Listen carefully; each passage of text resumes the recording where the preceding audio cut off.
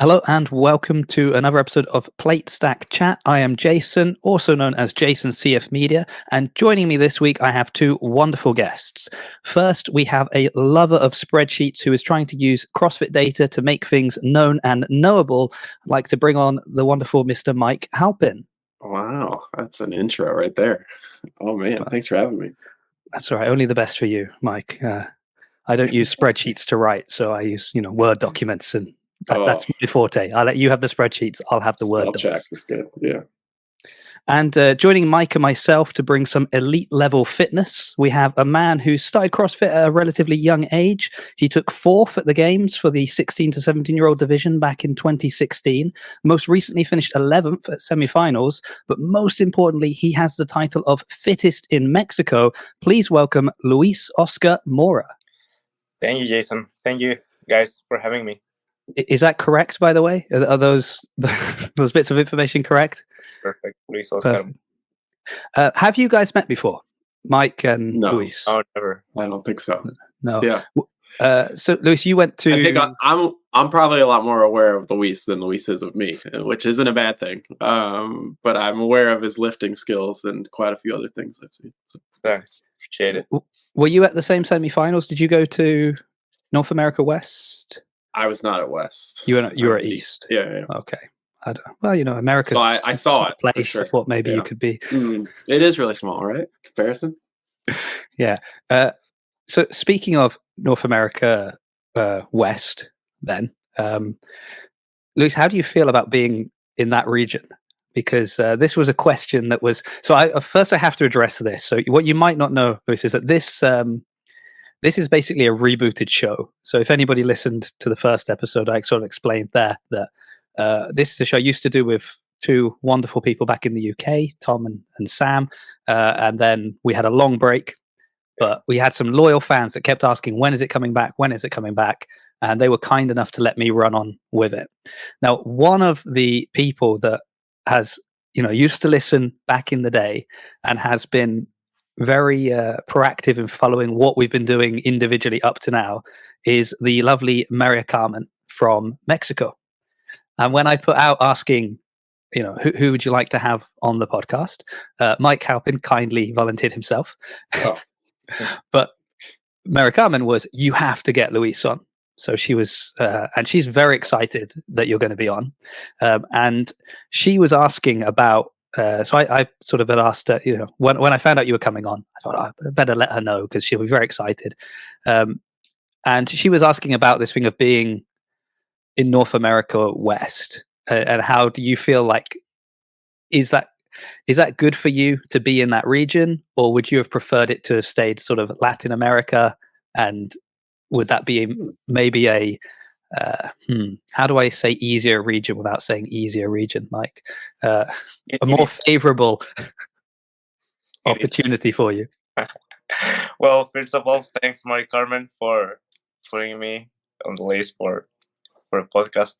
And how do I feel? Well, of course, after in 2018, where regionals existed, I finished second in my region, and which just one made it to the games.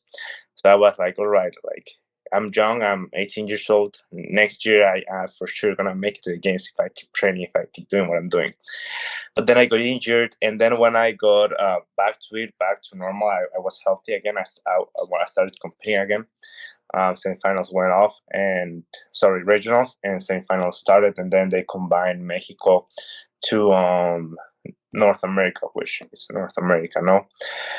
But so I will have loved to have my chance to compete like in South America and try to get that spot, because I had the goal. Because I finished second, I wanted to get that first, like after a couple of years. But I mean, at the end, my end goal is the games. So, and the games are gonna compete with those guys. So, like that's the mentality I need to have. Because either way, if I go like, oh, I hate it. I wished I was in Latin America because it was easier. Like it wouldn't help at all. Yeah, I think that is interesting because it's something I've always thought when people talk about, even now with like the exemptions and, the regions and where are you living and all, but, if we don't put in place some kind of rules, people will just move to easier regions. This is the fear. And I always think, yeah, but like if you have to qualify for the games because you're looking for the easiest route there, that's not going to be a pleasant games experience, right? Like you don't want to make it to the games knowing that the only way I could get here was finding the easiest route, because I imagine you want to do well at the games. And lining up against Pat Vellner and Justin Medeiros and all of those guys, like it has to be quite an experience. And then it's got to be a lot more oomph if you do make the games like up against those like 9 or 10 guys. I think like Cole Sager was the last one in, right? And then you were 11th. Okay, so yeah, that has to be like a bigger deal to be like, well, I went against the best. I went against people that have stood on the podium quite a few times and did it that way, versus just being like, yeah, I found the easiest route by living here or moving to this place. Yeah, like I remember when regionals existed, like the first place from Latin America went to the games and he finished like 30 something. Mm-hmm. Yeah, that seemingly is the known thing, is like the top 3 regions, North America and Europe, and then Oceania, and then the other 3 or 4 or whatever it is, like they get there, but it's sort of like, it's almost like 2019. I know you said you weren't competing then, but it's like they show up and like after the first event, they're just sort of like, all right, well, it was good to be here. They don't necessarily get to do like the big lift, or they don't get to do like some of the stuff that everybody else got to do. Yeah, you competed at semifinals? No, I'm scrawny. No, I was working the North America East semifinal. Yeah. So I'm on the like data and statistics side, I'd say, Luis. So I worked with Brian Friend and a few other people at the North America East semifinal, and then I did some data stuff for the rest of them, but I didn't actually attend any of them. Okay, great. And I didn't attend any of the semifinals last year. I did when it was in London, but then once it moved, that meant I couldn't drive there. I was like, nah, sorry guys, that's I'm out. Mm-hmm. For how long have you been doing your podcast, Jason? This one. So this will probably be like episode 2 of the reboot. Before it was like maybe 80 odd episodes of the old one. But then the thing that I do more than this is just because I kind of missed having these chats with people like yourself and Mike, and that just it's nice to get to know, like we can look at your Instagram stories and reels and stuff and be like, oh yeah, he's incredibly fit, impressive, but it's hard to get to know you like as a person. So the idea of this was more just to get to chat to the athletes or different people that we see on, we see online or we see at the games, but we don't know much about them. Yeah.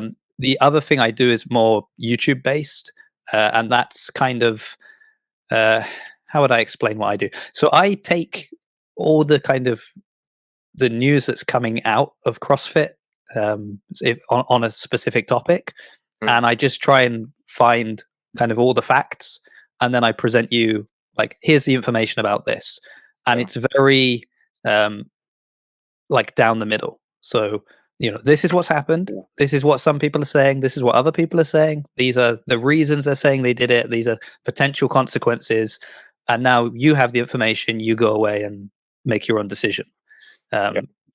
Less than kind of saying this is how you should feel about this, or you should be angry about this, because I'm more, this is what's happened, you're a grown-up, go and make your own decision. And by the way, talking of Mary Carmen, she started listening to the episode that dropped today and is already tagging me in the episode. So a loyal fan. So she'll be very happy to hear she gets a mention even while recording. This is sort of some Inception level podcasting here.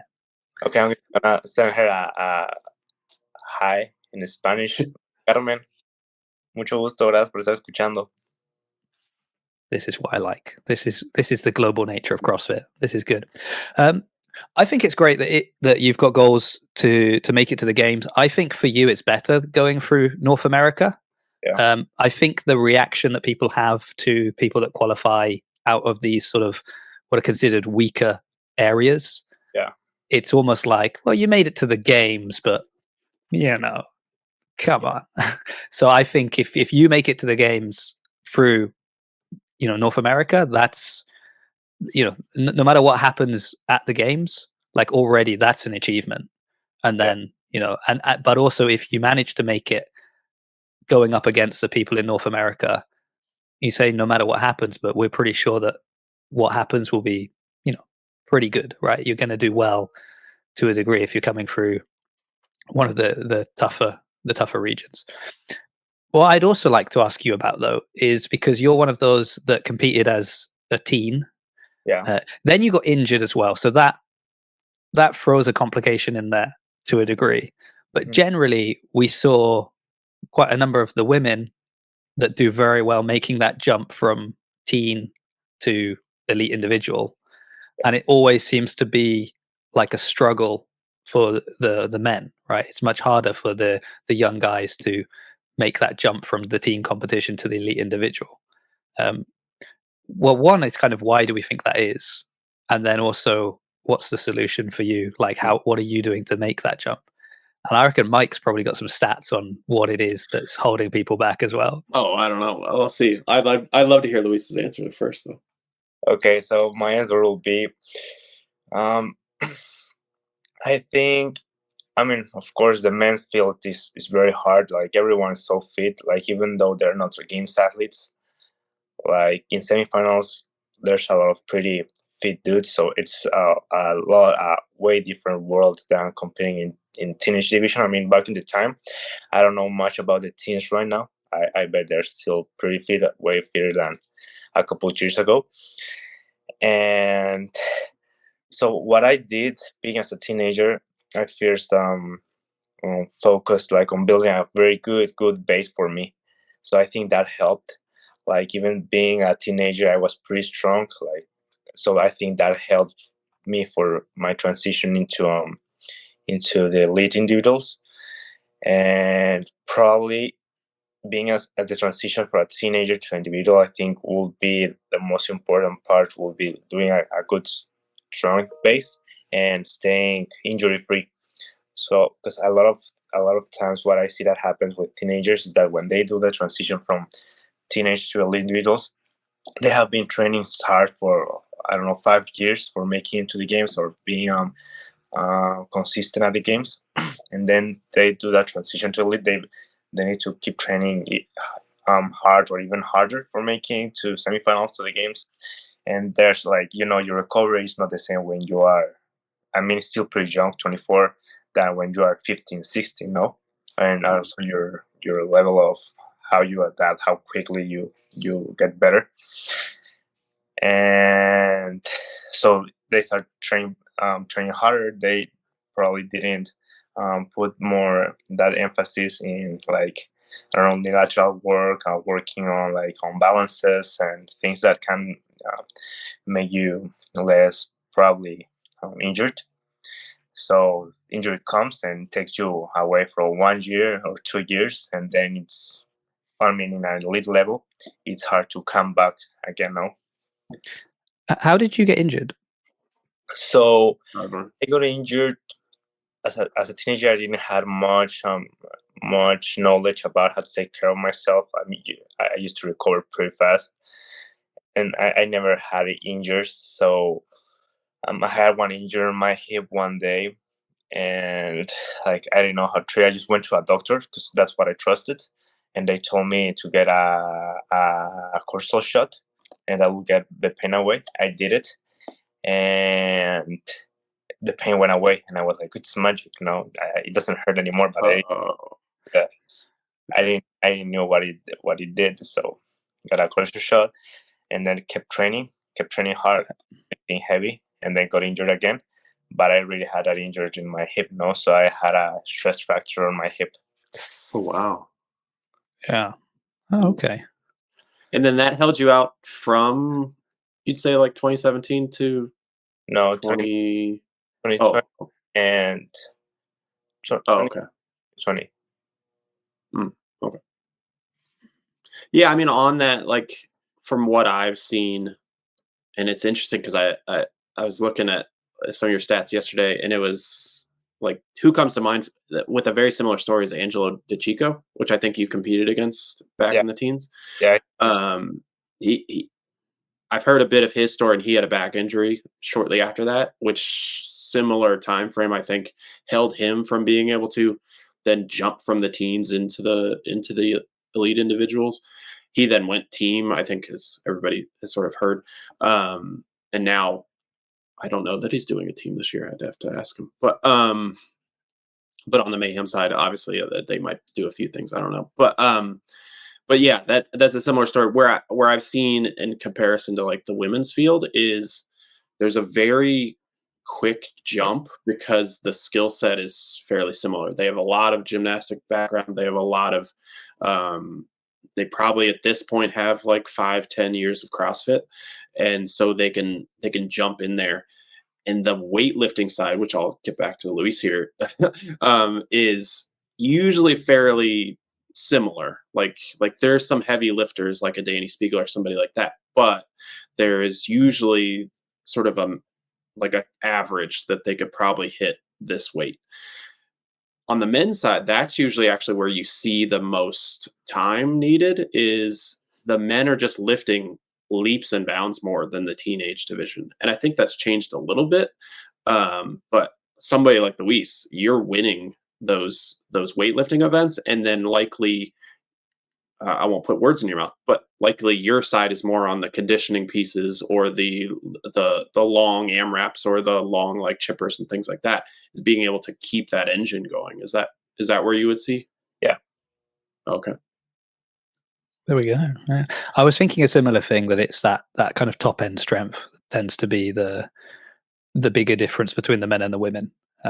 And it's interesting getting Luis on because, as you say, he's an absolute unit, so he can move some pretty heavy weight. Which so you're 24, did you say, Luis? I'm 24. Yes. Oh, it's so annoying, isn't it? Yeah, it's funny. Also, last week with Bethany Flores and Roderick from Meme from Time, we were talking about, somehow we started talking about age as well. They're both 30. So how old are you, Mike? I'm 40. You're 40.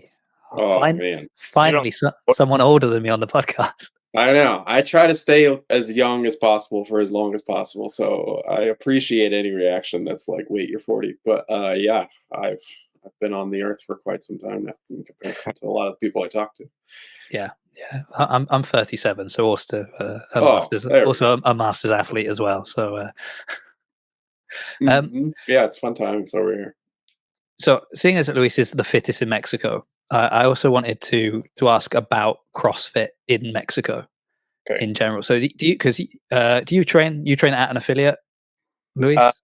It's not an affiliate. It's yeah. So okay. There's some things with that.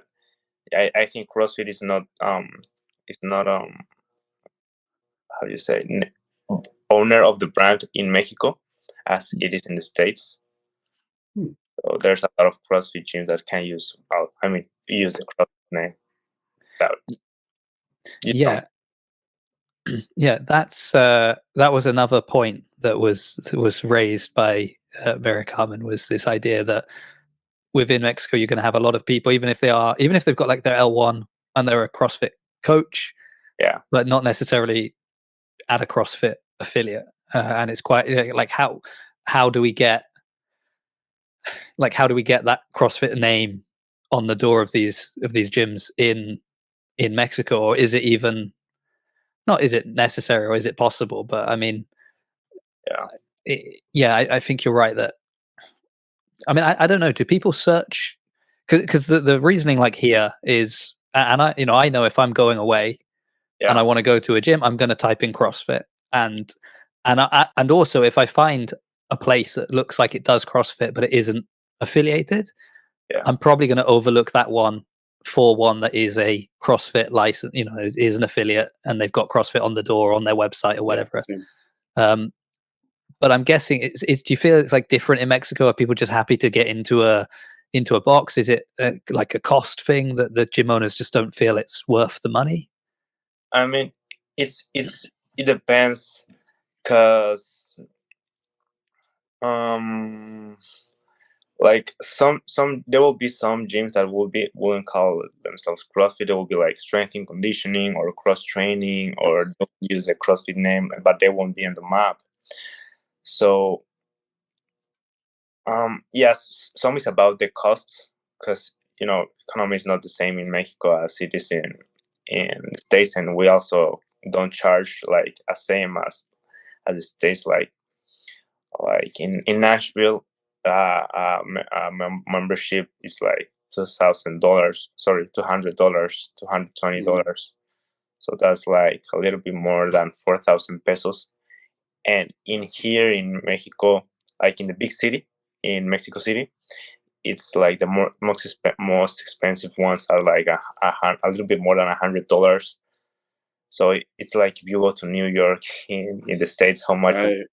there, no? And here in a normal city, in a normal town, a CrossFit gym is like, for more expensive, $50. Like the usual would be $30, $40. And we also have to pay rent and services. So we usually do it like from advertising. That's how we get clients. I mean, a lot of people in here already know what CrossFit is. They will know how to identify a CrossFit gym, or like a strength conditioning gym, or they know what's about, and they will just like, if they see it advertised and everything, they see like good installations, and they go and they have good coaching, good service. I mean, they would like it, no? But that's the thing with the CrossFit name. If the benefits you get from it is that you get more like people from the States or from other parts of the world come to Mexico, like for sure you probably will have more drop-ins than another one that's not a CrossFit affiliate. No. Mm-hmm. But if you have a CrossFit affiliate, but it's not a clean place, a nice place, and you try to compete with a gym that is not a CrossFit affiliate, but it's a nice place, so probably gonna lose. So Yeah, and I know like that affiliate fee stuff and all the talk around that, like a lot of it was obviously based on current affiliates and like the jump in price and all that sort of stuff. But I think it does the same thing to what you're talking about. Is like if the highest gym is only charging $100, comparably $100 US a month, then like how do you expect them to just all of a sudden eat the cost just to put CrossFit on the wall or on the sign or anything like that, if they don't think they're getting much out of CrossFit itself? Like if they're still getting people in the door, they're still doing functional fitness, they're still doing constantly varied movements and all that sort of stuff. Like it is an interesting thing when it goes international to some of these places to say like, well, what's it worth to put CrossFit on the name? Like, versus just calling it strength and conditioning, or calling it functional fitness, or calling it whatever it is. yeah. So I don't know what does CrossFit offer in the States for you being an affiliate, like besides being. You're on the map. That's really the big question. That's actually a great question. Like I wanted to list awesome stuff, but as I'm thinking about it, it's like, I mean, you're on the map and you have access to programming. You have access to some like ownership and management like training and things like that. There's people that work with you from the HQ side that will help you with like I don't know, advertising. I go to an affiliate. I'm not an affiliate owner, so I can't really say how much they get out of it. But I was more or less just saying like it's interesting when a lot of the talk is like about growth and about all of those things. You need more affiliates to grow more, and you need the sort of the spread the name of CrossFit versus just saying functional fitness, because a big part of what CrossFit is making sure they don't become like just like a brand name that doesn't actually mean anything. Like if it's just people doing functional fitness, like it probably is they're doing CrossFit, but like CrossFit grows by people actually doing like trademarked CrossFit and how that works. So yeah, I think the example I've heard is like yoga. It's like, if it just becomes like CrossFit becomes like yoga, and you can just do that anywhere, yeah. and you just open up a studio and you claim it's this. Whereas, and that's sort of the functional fitness, right? So anyone can open up a studio and say, this is functional fitness. And then CrossFit, the brand, I think a lot depends. So I'm a member here at CrossFit Bath in the UK. So that's, a long running affiliate. It's been there a long time. One of the owners, Ollie Mansbridge, is the European manager for CrossFit. So he goes, visiting all the affiliates, kind of like what Chase does in the States. He's got that role here in Europe.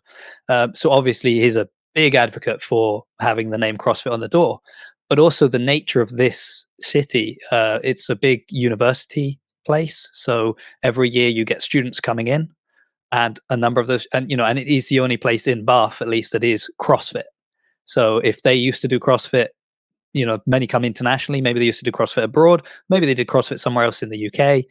If they come here and they say, I want to do CrossFit, this gym, it's the only one that's got the name CrossFit, there. So the kind of, and it's also Bath is like a historic city as well. So it gets a lot of tourism. So you've kind of got these two things. You've got tourists and you've got students.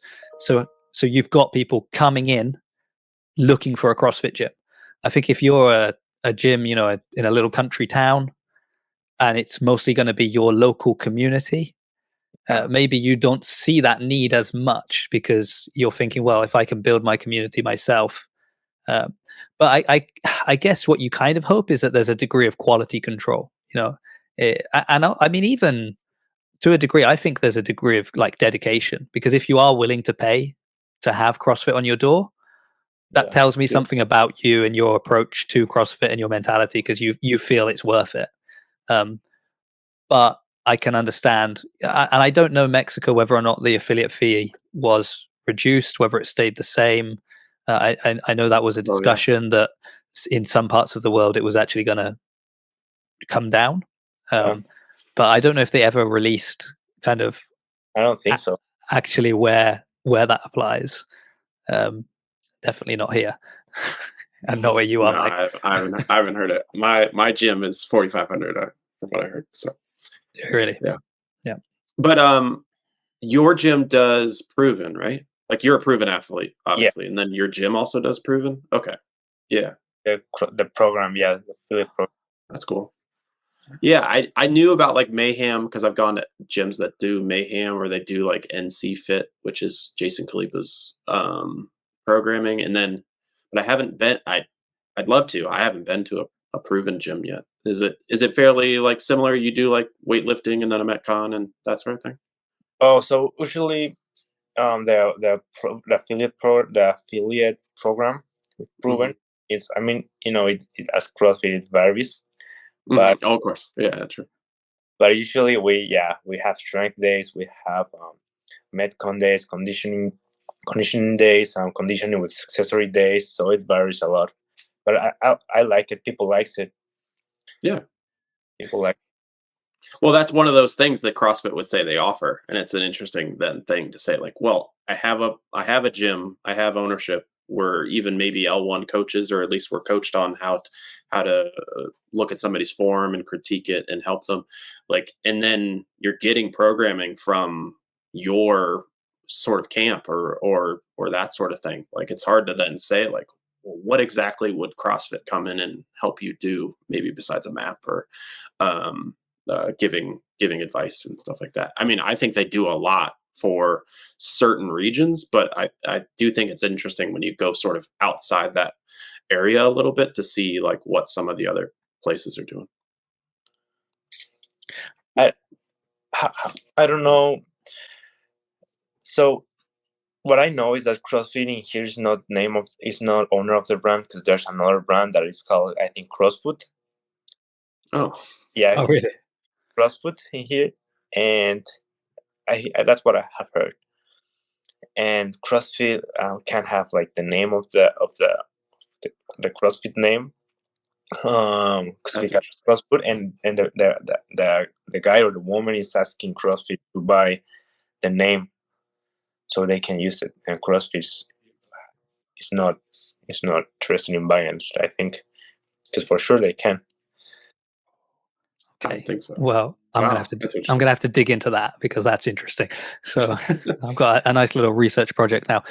In general, though, apart from like the name CrossFit and whether or not people are using that in their training or not, how do you see the growth in Mexico anyway?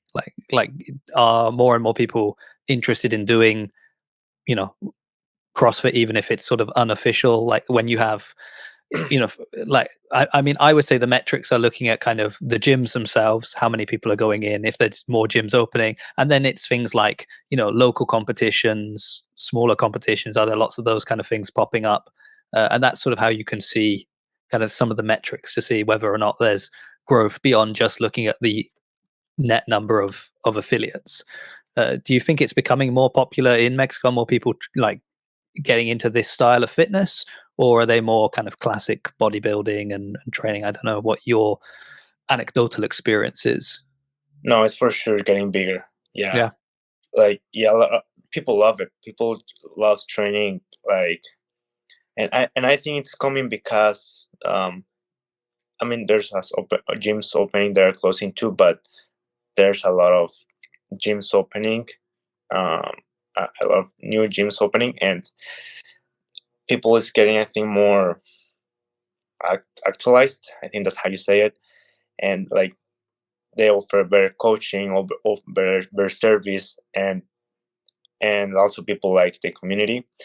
And I think that if they combine, the combination of the good service, good coaching, good programming, and being in a place that they like, I think that's making it grow. And there's a lot of more people already know, like if you go someone in here in Mexico, they will know what is CrossFit.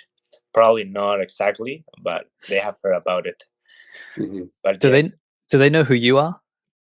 Not, I mean, if you go with someone that does CrossFit, yeah. If you go someone that just has an idea of CrossFit that has never done CrossFit, I don't think so. Yeah. Do you tell them? Do you ever go up to them and say, "Don't you know I'm the fittest in Mexico? You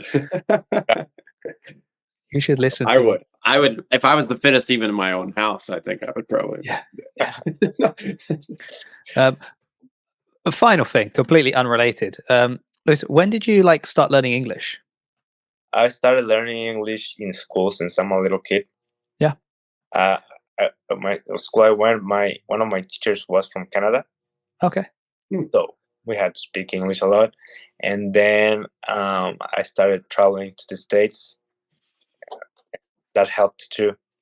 Yeah, good. Because I mean, it's fun to get you on a podcast, and I've spoken with other people from different parts of the world, and quite often some are like, I don't want to record because I'll forget everything I need to say. Like I struggle with it, and when you're having a chat in a second language, it's not always that easy.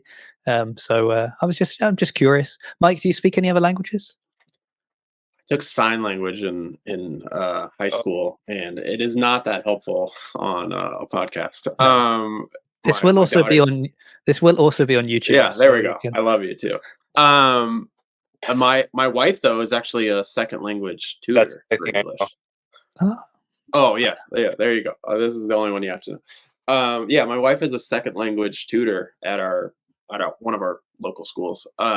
So she works with kids that came from Mexico or from places in Africa and other places, and has to help them on their way to say and she's used a lot of Google Translate. So which I've used to talk to athletes and stuff like that too. I don't know that I did to Luis when I was fact finding back in the day, but yeah, a lot of Google Translate and a lot of just patience and having as you just said, having normal conversations and trying to make sure that they're doing that versus just being really pointed in the conversation or raising your voice as people seem to do when they're talking to people from other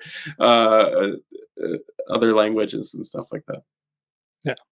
Well, I think it within CrossFit, where the majority of kind of if you want to make money within CrossFit, you make it off of your personality, more or less. Bethany had a nice thing. I don't know if it's nice, but she was sort of saying that they're more glorified ambassadors than professional athletes because the majority of the money comes from sponsorships, and therefore it's you, right? It's your personality. So being able to engage with people, have people come to know you, it's I think it's a really important piece of the kind of the CrossFit puzzle if for somebody that's trying to pursue it to a high level like you, Luis, because you need to be able to, well, I say all this, Roman can't speak to anyone, and obviously he's got a big a big following, but but I think it's clear what I'm trying to say. Anyways, the more kind of engagement you can get with people, the more they become fans of you as an individual, and then the more fans you have, the more that attracts people. But I mean, you're a proven athlete, which is already pretty good. Yeah. How did that come about? How did that come about? So Yeah. it's a really fun story. So when I was injured, I contacted Proven that I wanted to train with them remotely, and they first sent me the general program, and I told them no, I really can't do the general program right now because I'm injured. I would like to have some coaching, and they told me that they were just starting. It was just when Proven was just starting, and they told me right now we're just starting. We can offer online coaching, just like the programming. And I said, all right, fine. I would love to work with you guys in the future. And then, so I went to Mayhem to train for a while, and yeah, there I met a guy that used to work with Proven, and I told him that I wanted to work. The funny thing is that I started. Let me know how to say it. I just forgot the words. It's my fault because I was speaking about needing to speak English, and now I've messed it up. This guy that I met, he was the guy that I was emailing myself with some past years ago about the programming. So he told me, I remember you. You're the guy you're Mexican guy that used to email me about the programming. I'm like, yeah, it's me. He told me there's gonna be a camp this weekend if you want to come. Ooh, wow. I love that. And I went to the camp. I met all the people. I met Shane. I met Tia. I met the proven athletes. And I said to Shane, hey, I loved it from the first time because I like a lot of the coaching. And I told him, Shane, I want to be a proven athlete. And he told me, okay, great. And we started working remotely. And then after semifinals of 2022, I told hey guys, I would love to come train with you in Nashville. So I'm yeah, let's make it happen. And then some few months later, I show up to Nashville and started training with the crew. Started getting way better than training by myself in Mexico. And yeah, that's how it went. Oh, nice. So you went to a Mayhem camp to end up finally getting the contacts for Proven. That is interesting. No, any plans to go? Are you going to train in person in the lead up to, in this season? Yeah, in February I go back. In February you go back. Nice. Yeah. Oh, easy you'll enough. Be there until through the Open and then through. Oh, that's awesome. Yeah. Oh. Wow. Yeah, that'll be an interesting environment. I was thinking again. You asked him about which region, and Proven's right there. Well, Knoxville and Nashville aren't too close together, but they're right there next to the eastern one, comparatively to having to go all the way out to Carson. So yeah, you'll get to train through that season and then go to the semifinal in Carson. That's sweet. Yes. Nice. I mean, that's what I did last year too. Oh, really? Okay. Yeah, I was training with them since January. Mm-hmm. And I did with the Open quarterfinals, semifinals, and from there I traveled to Pasadena. Wow. Nice. That's awesome. And then obviously this year we've got Open, quarterfinals, semifinals, and then hopefully we're going to see you at the games. So that'll be good. And then it'll be nice for us because we'll be we've got a contact. He's at the games now. But we were friends with him before he made it to the games. And we'll do another podcast. Yeah, exactly. We'll do one live from the games. Talking in Spanish. See, I can probably follow quite a lot of Spanish. So I speak Italian because I lived in Italy for 10 years. I used to teach. I was going to ask you if you speak another language. See, I don't like to show off. Yeah. Go for it. Come on. So I speak. I speak Italian pretty well because I've been back in England for 7 years, but I lived in Italy for 10, and so I learned Italian living there. And then my wife is from the Philippines, so we also learned Tagalog, which also has a lot of Spanish words in it as well. So with the combination of Italian and Tagalog, you can follow quite a lot of Spanish. Yeah. because the Italian's very similar anyway, and then the Tagalog has just some of the words, like coche, stuff like that you're like, oh, okay, it's the same. So, which means car, I believe, if I'm not wrong. Halpin, Jason was just speaking about being impressed about me speaking. No, I am. Yeah, exactly. What is this? Yeah, because I used to teach English, so this is why I find it interesting. Because I used to teach English, and actually, yeah. to Italians, and I had a lot of people that technically, apparently could speak English, but it's this level of like, you give them a book and a test, they're very good, but who cares? What you want is to be able to have this back and forth conversation. That's the best bit, right? Anyway. Very good. I promised to try and keep these short. This one's run a little bit longer than I even said it was going to, but it's been an absolute pleasure speaking with both of you. Mike, always good to catch up. Luis, it's been a pleasure to speak to you for the first, but not the last time, I hope. Did I just say last time, I hope? I think so. I might have skipped a word there. Oh, this talk of language is messing me up. Mike, first of all, if people want to follow the things you are doing, where can they go? I have 2 Instagrams. I'll only promote one of them. Known and Knowable for any of the CrossFit stuff, because obviously this is a CrossFit podcast. If you actually want to know about me and my dog and my kids and all of that, I have another one that's not too hard to find either. But yeah, we'll be working on a lot of stats and sort of open stuff coming up soon. Oh, my headphone just fell out. But yeah, that's Known and Knowable. And then, like I said, if you want to know anything, just reach out to me. Nice. And Luis, if people want to follow you and your training and your trips up to Nashville, where's the best place to see that?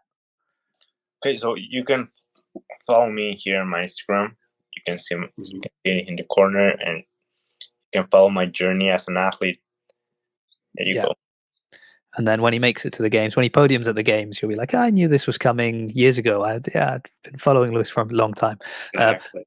As always, I will put links to people's Instagrams and their handles and things in the show notes or in the description if you're watching this on YouTube. Thank you once again, Mike and Luis, for joining me. Thank you, everyone, for listening. Hopefully you've enjoyed it. And we'll be back again next week with some more guests around the plate stack. Thank you. Yeah, thanks.